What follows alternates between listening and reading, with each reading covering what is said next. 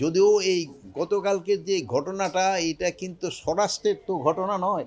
এই ঘটনাটা হলো শিক্ষা মন্ত্রণালয়ের।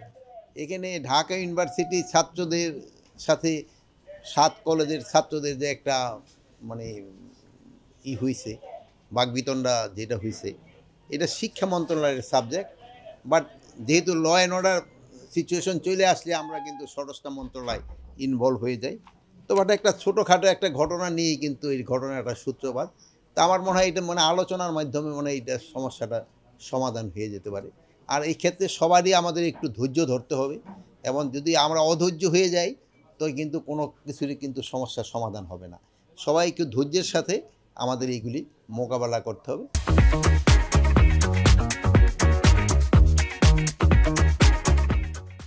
এই ক্ষেত্রে আমরা আইনশৃঙ্খলা বাহিনীরও বলছি, আমরা আপনাদেরও আইনশৃঙ্খলা বাহিনীকে বলতে তারা ধৈর্যের ধারে সাথে জিনিসটা মোকাবেলা করার জন্য, এবং আমাদের ছাত্র ভাইদেরও আমরা অনুরোধ করব প্রত্যেকটা জিনিস একটু ধৈর্যের সাথে এবং আলোচনার মাধ্যমে যেন সমস্যাটা সমাধান হয়, ওই দিকে যেতে হবে।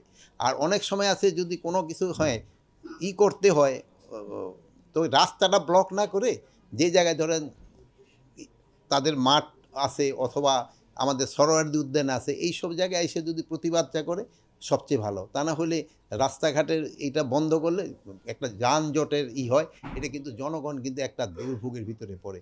অনেক সময় আছে যে ভালো পেশেন্ট যাচ্ছে, সে যেতে পারতেছে না, এটা আপনারা নিজেরও তো রিয়েলাইজ করেন। এই শাহবাগ মোড়ে হলে যেখানে দেখে ২টা বড় হসপিটাল, পেশেন্টরাই কিন্তু সবচেয়ে সাফার করে সবচেয়ে বেশি। এইগুলির ক্ষেত্রে আপনারাও যদি একটু বলবেন। আর তাগো যদি কোনো দাবি দেওয়া থাকে, এটা যেই সব মন্ত্রণালয়ের সাথে তাদের যে দাবি দেওয়াটা আছে, ওটা তাদের সাথে যোগাযোগ করে ওইটারে সলভ করে নেওয়া, এবং প্রত্যেকটা জিনিস আমরা চাচ্ছি যে আলোচনার মধ্যে সলভ হোক। এখন কতগুলি দাবি আছে, তাদের যৌক্তিক দাবি থাকতে পারে, বা যেটাই থাকে আলোচনার মাধ্যমে এই যৌক্তিক দাবি বা যেই দাবি থাকুক না কেন সলভ হবে।